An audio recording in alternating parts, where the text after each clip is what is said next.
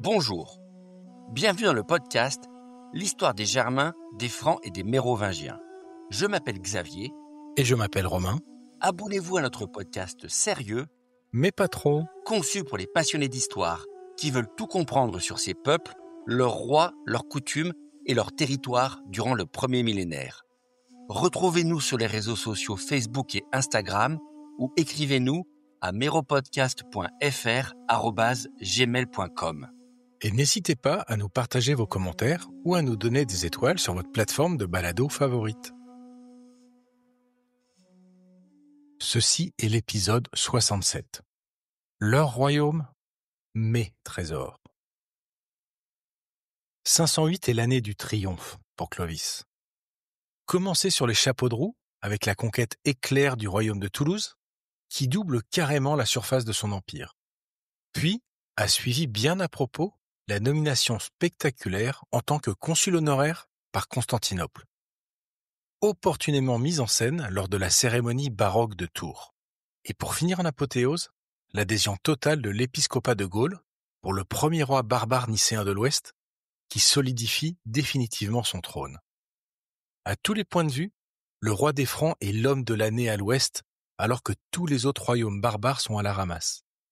Les Visigoths ont perdu leur roi, les Ostrogoths sont maintenant en guerre ouverte avec Constantinople, et les Burgondes ont échoué dans tous leurs buts de guerre et se retrouvent gros gens sans la moindre conquête dans leur besace.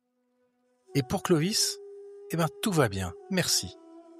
Mais l'heure de la retraite n'a toujours pas sonné pour Cérial l'Annexeur, qui se dit début 509 qu'il est temps de finir le job commencé 25 ans plus tôt dans son minuscule royaume du nord de la Gaule.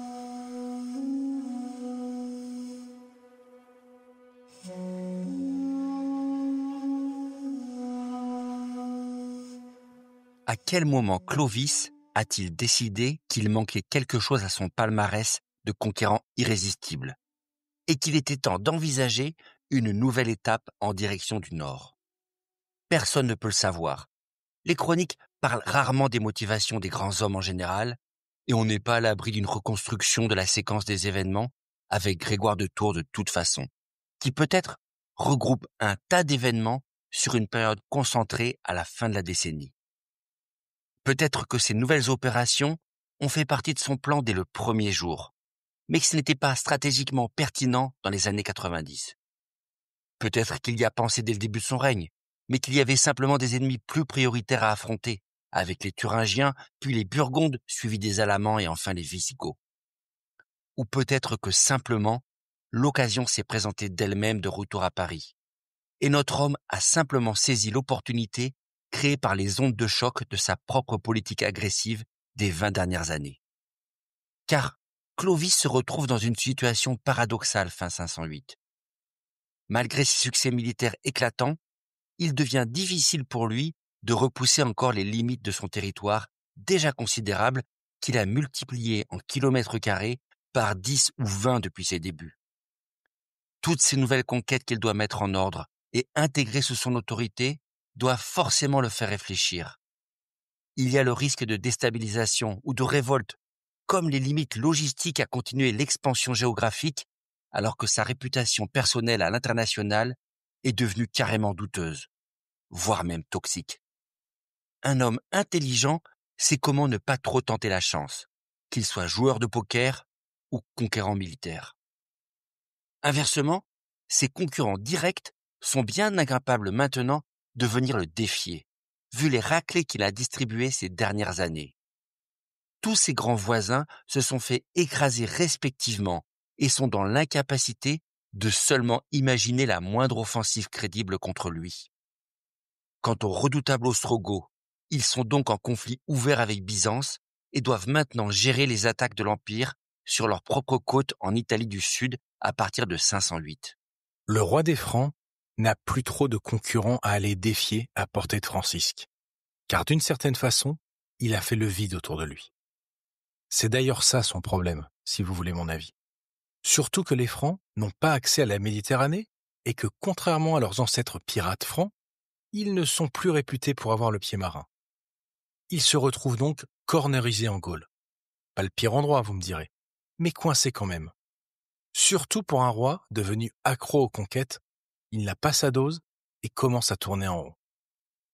Et si je te suis bien, c'est pour toi la raison de ce changement de stratégie de Clovis, qui s'attaque tout à coup à des plus petits poissons, à savoir les royaumes francs indépendants du nord de la Gaule. Ne justifie peut-être pas, mais au moins fait du sens. Car en effet, si on suit la chronologie de Grégoire, Clovis choisit à son retour du Sud d'opérer la grande rationalisation du monde des Francs. Parce que, si vous vous rappelez les 60 premiers épisodes de ce podcast, les Francs n'ont jamais été unis comme une tribu singulière et monolithique. À l'origine, Franc n'était qu'un label pour désigner des confédérations souples de Germains de la basse vallée du Rhin, et rien d'autre. Les Chamaves, les Bructères, les Chauques, autant de groupes tribaux plus ou moins indépendants, connus des Romains depuis des siècles, et qui se sont coalisés progressivement et partiellement sous le nom de Francs, sans qu'on puisse dire quand les anciens noms ont été abandonnés. Et surtout, des hommes qui n'ont jamais constitué un État uni, sous une seule autorité ou un seul roi. Les Clodions et les Childériques eux-mêmes n'ont jamais dominé la totalité des Francs. Au mieux, ils ont réussi à regrouper des groupes un peu larges sous leur autorité à l'extrême nord et à simplement coexister avec les autres Francs des autres régions, et notamment avec ceux qu'on appelle les Rhénans, des hommes vivant dans la région de Cologne désormais et assez distincts des Saliens localisés entre Belgique et Pays-Bas modernes. Alors, Clovis a choisi de s'allier dans un premier temps avec les autres souverains de ce groupement, des hommes qui d'ailleurs sont apparemment tous des cousins plus ou moins proches, des parents, comme dit Grégoire, avec qui la collaboration a été fructueuse depuis le début de sa saga. Des alliances offensives et défensives entre 486 et 507, où Clovis, comme ses parents, ont trouvé tous leur intérêt commun en établissant leurs pouvoirs respectifs sur les ruines de l'Empire en pleine déliquescence, ou sur les marges encore mal contrôlées de la Germanie libre. Mais les conditions ont changé, avec la fin des grandes menaces sur les frontières du nouveau grand royaume des Francs de Clovis. Et dès 509, le roi prend la décision radicale de réaligner tout ce beau monde sur sa propre vision, avec pour première cible Sigbert le Boiteux, son vieux cousin qui sentait pas la rose, le roi de Cologne, avec qui Clovis a pourtant été allié depuis le début. Le parent qu'il a probablement le plus aidé dans ses multiples guerres et qui lui a sûrement filé une nièce ou une cousine comme première épouse avant Crodekilde. De toutes les qualités de Clovis, la reconnaissance n'est certainement pas celle qu'il a le plus travaillé. Sigbert le Boiteux dirige depuis plus de 20 ans maintenant le royaume des Francs rhénans de Cologne, qui regroupe les Francs vivant sur la rive gauche du Rhin entre la Meuse et la Moselle, soit une bonne moitié est de la Belgique et une tranche occidentale de l'Allemagne moderne. Un royaume miroir de celui des Saliens, établi lui à l'ouest de la Belgique, et tout autant fondé sur les ruines de l'Empire romain et à cheval entre les deux cultures. Sigbert et Clovis ont combattu ensemble, d'abord contre les Alamans en 496, comme en 506, détruisant une bonne partie de cette confédération et provoquant leur exode massif vers la Rhétie, c'est-à-dire la Suisse moderne.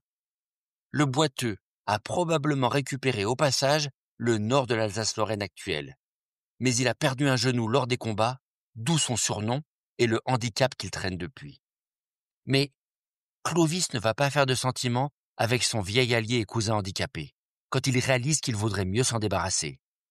En 509, il envoie un courrier au fils de Sigbert, un certain Clodéric, qui n'est pas un inconnu pour lui, puisque c'est sous ses ordres que le contingent allié des Rhénans est venu participer à la campagne contre les Visigoths et à la bataille de Vouillé aux côtés de Clovis. Mais le Salien, sans le moindre scrupule, va tout simplement inviter son petit-neveu à se débarrasser de son père handicapé pour prendre le pouvoir avec sa bénédiction. Alors, l'ingratitude du fils peut sembler assez énorme, mais il faut croire que Clovis avait dû bien cerner la personnalité trouble de Clodéric. Car le jeune prince, assuré du soutien du Salien, se dépêche d'accepter une telle offre de partenariat, tend une embuscade à son père le Boiteux dans une forêt voisine de Cologne lors d'une partie de chasse, et, alors qu'il est sans sa garde, le fait exécuter par ses sbires. Une belle entourloupe de Clodéric pour récupérer le trône donc, mais qui ne va pas lui profiter bien longtemps.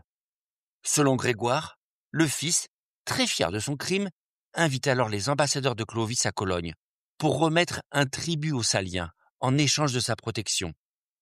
Car on imagine assez que le roi Clovis avait monnayé préalablement son soutien à ce coup d'État, et Clodéric doit donc maintenant payer son complice.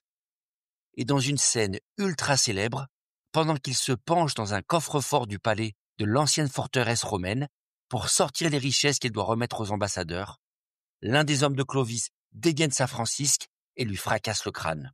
Enfin, peut-être. Le chroniqueur enchaîne l'arrivée de Clovis à Cologne avec la mort du Père et du Fils, mais pas du Saint-Esprit. Et là, accrochez-vous, le Salien se lance dans un speech époustouflant devant le peuple. C'est simple. Clovis déclare qu'il ne sait absolument rien sur l'origine de ces meurtres. Et jure, apparemment, sans même rigoler, qu'il est forcément innocent, puisqu'il est de notoriété publique, bien trop bonne patte pour assassiner des membres de sa famille. Et voilà, l'affaire est dans le sac. Puis, la main sur le cœur, voyant leur détresse, il propose au peuple rhénan de se dévouer et de devenir leur roi, offrant humblement ses services. Évidemment, il remporte l'assentiment général grâce à sa bonne tête. Sacré Grégoire, souvent dans l'erreur, mais jamais dans le doute. À moins bien sûr, autre possibilité, que Clovis ait été d'un cynisme à toute épreuve. Ouais, vu sous cet angle, C'est vrai que l'histoire frise tellement l'absurdité qu'on a du mal à se convaincre d'un enchaînement pareil de coups d'éclat. Pas mal d'historiens aussi d'ailleurs, mais bon, les faits sont là. La lignée de Sigebert s'interrompt à ce moment et le royaume indépendant des Francs rhénans se fait annexer d'un coup, sans que la moindre campagne militaire ne soit répertoriée autour de 509-510. Alors, bizarre ou pas, on doit bien accepter que l'usurpation racontée par Grégoire ait au moins un fond de vérité.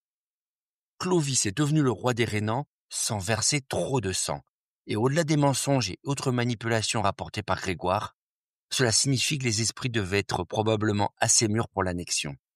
D'ailleurs, dans son grand discours de Cologne, Clovis, pas un mensonge près, accuse littéralement Clodéric d'avoir tourmenté son père en lui susurrant que le roi des Saliens voulait lui faire la peau, histoire de le pousser à l'erreur en se méfiant de tout le monde, même de sa garde rapprochée, dans le but de mieux l'isoler avant de le faire assassiner. Et ça, c'est la preuve que l'annexion du royaume rhénan n'est pas tombée de nulle part, que l'idée même avait déjà dû faire son chemin dans les têtes et que tout le monde attendait ou craignait ce projet.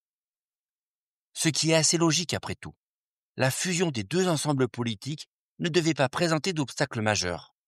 Deux royaumes gallo-romano-francs, établis aux marges de l'Empire, avec des connexions culturelles et dynastiques préétablies et ayant déjà partagé des alliances militaires.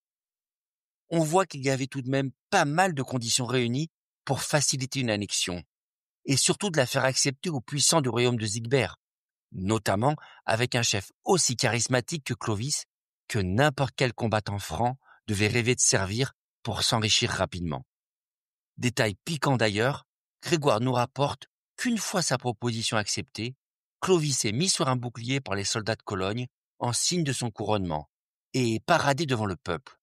Une cérémonie qui rappelle furieusement l'épisode 36 et le couronnement de Julien l'Apostat à Paris 150 ans plus tôt par ses troupes de Franc d'Empire. Les Francs rhénans ne sont donc pas conquis par un souverain étranger en 509. Ils acceptent simplement le meilleur leader disponible, le roi des Saliens comme leur souverain. Peut-être pas le plus légitime, mais le plus logique. ah ben tu vois, en dépit de tout ce qu'on a raconté, une forme de culture commune, gallo-romaine, devait bien exister et rassembler ces hommes, malgré leur division historique. Ok, ça n'a jamais été une tribu unifiée, d'accord. Mais ce n'était pas non plus une bande complètement aléatoire de Germains sans rapport les uns avec les autres. Ils avaient forcément construit un espace culturel commun au fil du temps, un lien plus fort que le simple abat du pillage et la langue germanique.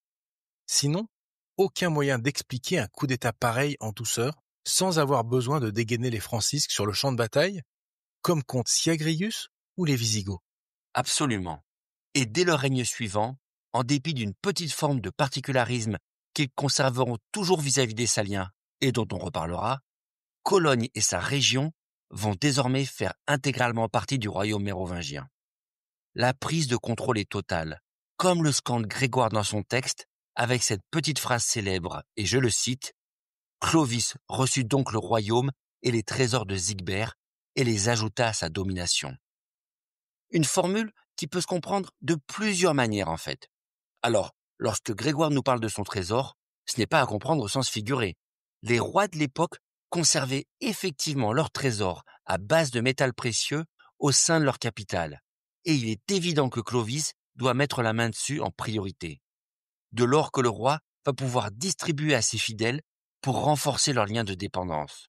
On a envie de dire comme un seigneur de la guerre germain typique décrit par Tacite quelques siècles plus tôt, histoire de s'assurer de la loyauté des hommes en leur offrant une part de butin à chaque conquête. Et puis, plus largement que cette grosse masse d'or ou de bijoux, il y a bien entendu le potentiel économique de la région. Une grande province romaine agricole et commerciale, avec des villes, des ponts et autres points de passage où la taxation anciennement impériale continue de ponctionner de la richesse sur les paysans et autres commerçants. Une région qui va donc maintenant enrichir le patrimoine de Clovis avec ses actifs économiques et ses terres publiques d'ailleurs. Mais il faut sans doute aussi comprendre derrière la formulation de Grégoire le capital humain et plus précisément les leudes de Sigbert, terme qu'on va utiliser à profusion dorénavant pour toutes les prochaines saisons. Alors, si on ne connaît pas précisément l'organisation des armées sous Clovis, il semble tout de même clair que les troupes de l'époque regroupaient probablement plusieurs types d'hommes.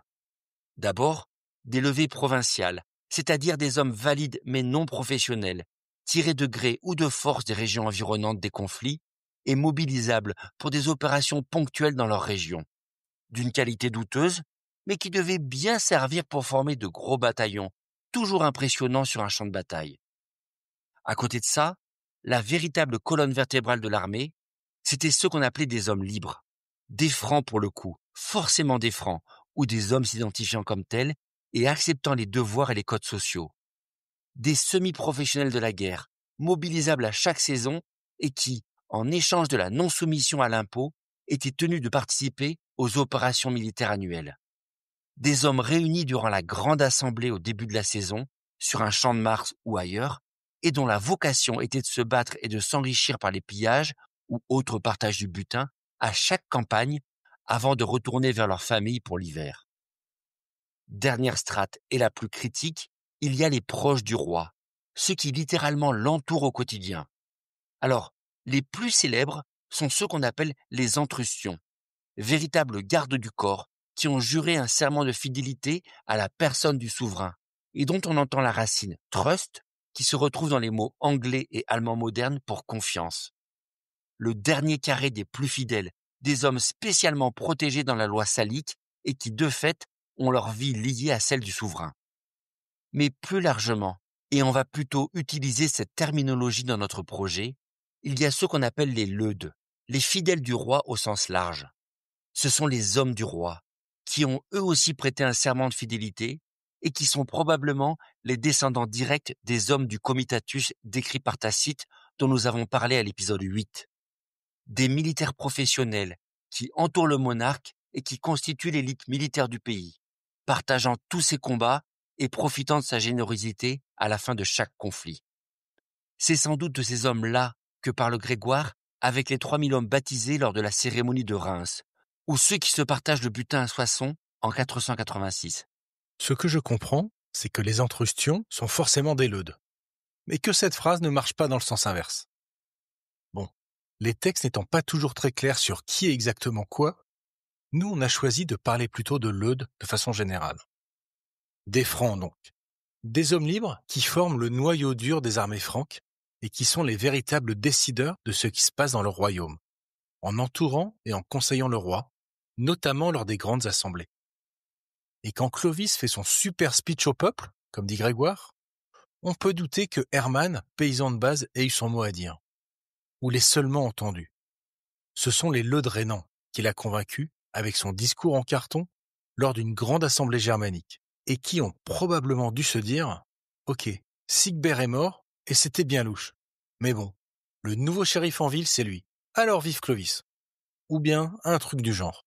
C'est clairement ce qui va ressortir des 2 autres épisodes analogues que Grégoire nous livre sur Clovis, une fois le royaume du Rhin mis sous contrôle. Ni une ni deux, Clovis se retourne vers son autre cousin, le roi Chararic, que nous avons rencontré à l'épisode 58, et qui a conscieusement évité de se mêler de sa guerre contre Syagrius 25 ans plus tôt, en attendant de voir comment l'affrontement allait tourner. Une petite lâcheté, voire une trahison du principe de solidarité germanique, que Clovis ne va pas pardonner à son cousin, dont le royaume doit se trouver quelque part au nord, peut-être autour de Thérouanne dans le Pas-de-Calais moderne. Mais est-ce vraiment étonnant? Quand on voit comment il traite ses cousins fidèles, alors tu penses bien, ses alliés douteux, Enfin, ce n'est pas comme si Clovis avait vraiment besoin d'un prétexte. Mais quoi qu'il en soit, le roi des Francs marche contre lui et arrive à le capturer, ainsi que son fils. Les deux étant déjà nicéens pour leur part, ils ont le privilège d'être seulement tonsurés, puisque la chevelure est la marque royale, et jetés dans un monastère, là où toute ambition terrestre devrait disparaître pour une vie consacrée à Dieu seulement.